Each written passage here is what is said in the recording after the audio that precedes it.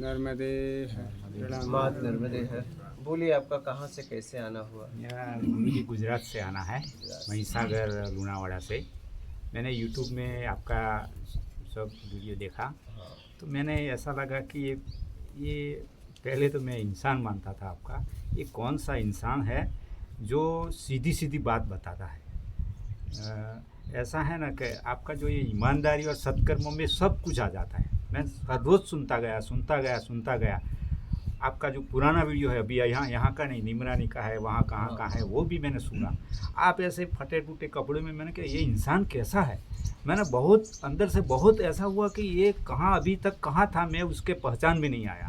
मुझे बहुत ऐसा लगा कि इंसान कहाँ कुछ है तो सही में है।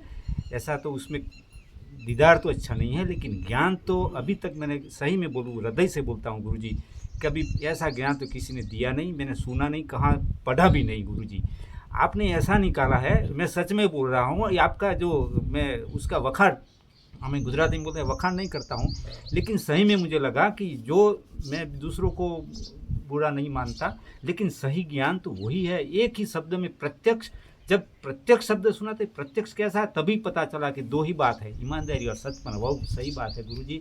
आप बहुत ही, मेरे हिसाब से मुझे तो ऐसा लगता है कि बहुत हम ऐसे है कि आपको देर से मिले। मुझे ऐसा लगा कि ये सारे, मैंने तो व्हाट्सअप के सब मेरे मित्रों को वहाँ को भेजा कि उसको एक बार देखो नहीं, उसको एक बार सुनो, एक ही लाइन सुनो बस। सुनने ज़्यादा मत सुनो, एक ही लाइन सुनो। तो कि कौन है, मैं कि ये सुनने की बात है, कौन है उसका पता नहीं चला। देखा अभी सुनो। मैंने भी शुरू में ऐसा किया गुरुजी कि मैंने सुनता गया। तो मेरे घर वाली है और ये कौन, मेरा गुरुजी है मेरा, तो मेरे मन से माना है। तो मेरे लड़का भी है, वो धंधा कर रहा है, तो उसने, मैं उसके टीवी पे, पापा जी आप देखते जाओ, उनके मेरा गुरुजी है। तो कौन से, उनके सुनो, आप भी सुनो, तो बढ़िया गुरुजी है।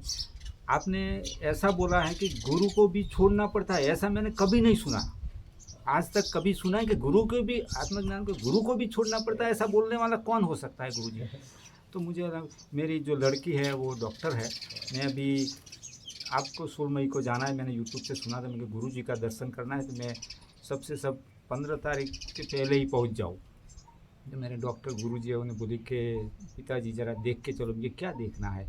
तो गुरु ऐसे वैसे आप अकेले जा रहे हो, मैं कि तुम चलो मेरे साथ। तो कहने में छुट्टी नहीं है, मेरी पत्नी को बोला कि मैं नहीं आ रही हूँ, तो कि देख लेना ज़रा। मुझे क्या देख लेना, मैंने सब देख लिया यूट्यूब में। ना कहते कहीं फ्रॉड होना, मुझे कोई बात नहीं, फ्रॉड ये सही में है और प्रत्यक्ष है।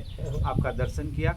और मेरा एक ही प्रश्न है गुरुजी, आपने 2011 से 2020-19 तक कितना कठोर यानी कि बहुत कठोर प्रयत्न किया है। तो मेरे बस में तो ऐसी बात आती है कि हमारे का बस का है ही नहीं। हमारी गुजराती में कहावत है, हरिनो मार्ग 6 सूरानो नहीं कायरनु काम जो। मुझे तो बहुत कठिन लगा है मार्ग। आपका दर्शन हो जाए और उसके बाद अभी जो कृपा हो जाए आपकी तो हो जाए। बाकी मुझे तो अभी सुनने के बाद तो ऐसा लगा बहुत कठिन है। आपको तो सरल लगता है, लेकिन मुझे तो बहुत कठिन लगता है। हम सुनने में अच्छा लगता है, समझने में अच्छा लगता है, प्रैक्टिकल में हम जाते हैं तो बहुत कठिन लगता है। तो आप कृपा कीजिए, बस मेरा कोई सवाल नहीं है, आपका आशीर्वाद चाहता हूँ।